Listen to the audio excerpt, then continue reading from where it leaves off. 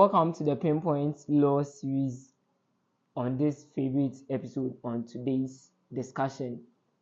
And your host is Emmanuel Lambon, a level 300 law student of the University of Professional Studies Law Students Union. And today is another day the good Lord had made for you and I.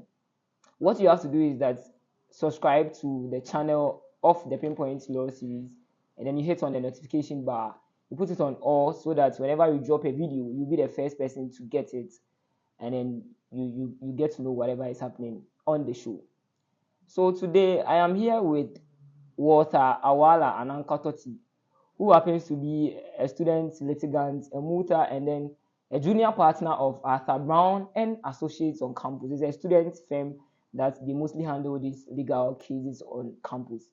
And then he happens to vow for the position of Law Students Union President. So if you come across this video on YouTube and then you are UPSA law students, you just have to know that this is the right person for you to vote for on campus. Now, our main topic for today is the intersection of morality and criminal justice. That is our main topic for discussion for today's program. So I'll move straight to the host and then the guest for the program today so that you could get to see one or two things. So Mr. Walter, how are you? Oh, I'm fine. Thank you very much, Mr. Emmanuel, for giving me this opportunity to share my views on the Pinpoint TV law series. And so today's topic basically has to do with the intersection of Ghanaian criminal justice system and morality. And as law students and then as future legal practitioners, the concept of morality and that of criminal justice is actually intertwined. However, there are certain boundaries that are put in place between these two concepts, right? And so basically, the understanding of this particular topic or the issue of this particular topic is whether our Ghanaian laws or our criminal offenses are actually underpinned by moral principles. And so in the course of this particular discussion, you would get to know that our Ghanaian laws are not actually based on morals, and that our Ghanaian court do not actually enforce morals in our jurisdiction. Thank you very much. Thank you, Mr. Walter, for giving a very brief introduction about the whole topic that we are about to discuss on the Pinpoint TV. So viewers, stay tuned for the discussion. Then it's already proceeding. So, Mr. Walter, the first question I would want to ask is that how do you think Ghanaian law balances moral principles with the need to maintain public order? All right. Thank you very much, Mr. Emmanuel. First of all, I would like to say that our Ghanaian legal system is a pluralistic legal system, which means that it has several cultures or several rules or legal rules that come together to make our legal system.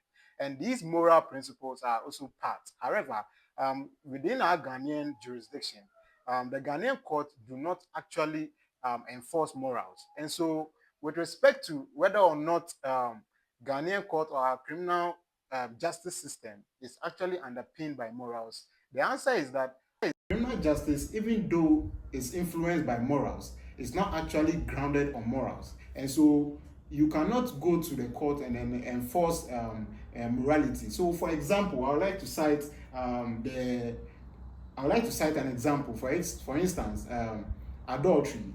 You know that our moral principles actually found on abortion, and then that of adultery, right? However, you cannot actually sue your husband if he cheats on you in the Ghanaian court, or he cannot actually be criminalized for that particular offense.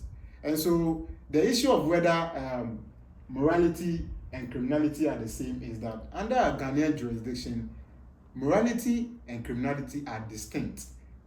And then there's a line between, or there's a thin line between criminality and morality, such that even though our criminal justice system has some form of moral underpinnings, the position of the law is that you cannot enforce morals in our Ghanaian court. Okay. Thank you very much for addressing the first question. And the second question is, can you discuss any notable cases in Ghana where moral considerations influence the outcome of a criminal trial? Yes, thank you very much for this question, right? And so, as I stated earlier, there are two schools of thought when it comes to the issue of whether morality and criminality are the same, right? And so, the first school of thought posit that criminality and morality are the same. However, the second school of thought also hold the view that criminal law and morality are two distinct principles. And as such, this can also be likened to the various theories of law. We have the natural law theory, which believes on morals, that law derives its validity from morals.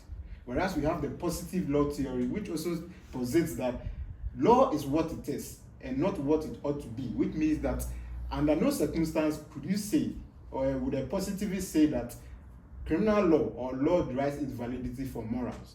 And so there has been a plethora of decisions in our Ghanaian courts that has gone a long way to actually affirm the fact that morality and criminality are different. And so the Ghanaian court is not always obliged or bound to actually apply morals when coming to its decisions. And so, for example, if we are law students, or as a law student, one of the cases that you obviously come across is the case of Ghanian.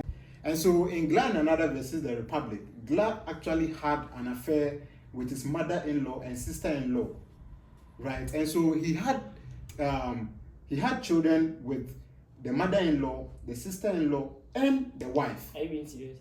I'm being serious. This is a case that was actually held in our Ghanaian court. This is an instance which actually happened within Ghana, right? And so you realize that the act of Gla and another, right, and his mother-in-law and sister-in-law would to the public be deemed immoral, right? And so the community actually found upon what Gla and then his mother-in-law and sister-in-law actually did. And so they brought him before the court, right? That his conduct was in breach of what? Peace. However, the court noted that under a Ghanaian jurisdiction, right, there's a thin line between morality and criminality. And under no circumstance would the court actually enforce morals, right? And so the court actually held that insofar as what Gla and his mother-in-law and sister-in-law did was not criminalized under our criminal code, then they could not be liable. Another instance whereby a Ghanaian court also stated the fact that morality and criminality are never the same, or the Ghanaian courts are not willing to actually enforce morals, was in the case of Deborah versus the Republic. And in the case of Deborah versus the Republic, Deborah actually went to the chief's palace and started picking certain royal stones in front of the palace. And so the chief summoned him, and they stated that his conduct was disrespectful to the chief and the customs of that particular place. And so he was brought before the court. And the court was actually to determine whether his conduct was actually a crime. And so an argument on morality would seem that it is immoral or disrespectful to actually pick royal stones from the chief palace. For example, you cannot go to the Asantehene and then, or you cannot go to Kumasi where Okonfo-Anokye his the sword he actually implanted on the ground, right? It is deemed as what? Unacceptable. However, the Ghanaian court stated that the fact that what he did wasn't actually criminalized under a Ghanaian law, he could not be liable. And so this goes a long way to reiterate the fact that morality and criminal law are different. Yes. Mr. Walter, thank you very much. The discussion is actually getting, it's really insightful, and I urge all viewers that you should get to share your comments under the comment section when you come across, or when you feel like you have any question to ask. And then on our next episode, we will actually try and address those questions and then those concerns. So, Mr. Walter, now then the next question is, how do Ghanaian courts consider moral principles when making sentencing decisions in Ghana? Right. Very well, Mr. Emmanuel. It is quick to add that, or it is important to add that, regardless of the fact that there is a clear distinction between morality and criminality within our Ghanaian jurisdiction with respect to our legal principles and then constitutional provisions as well as case precedents, right? It is also acknowledgeable that the Ghanaian court sometimes actually consider moral principles when it comes to making decisions, right? And so it is also important to note that not all the offenses or most of the offenses that have been criminalized under our laws actually are grounded on morals. For example, it is actually immoral to steal, right? It is immoral to rape someone. It is immoral to actually rob someone, right? But then these immoral acts have what? Been criminalized under our criminal laws, right? Which means that our criminal code has some form of what? Morals. However, you cannot actually enforce morality alone, right? Unless the moral principle has actually been criminalized under our code, right? And so I'd like to also add the fact that with respect to this particular discussion on whether criminality and morality are the same, okay, it is important to note that our laws also have some form of what? Moral principles in them. And a notable example is the case of Hassan versus the state, right? And so in Hassan versus the state, Hassan was actually caught in possession of Indian hemp.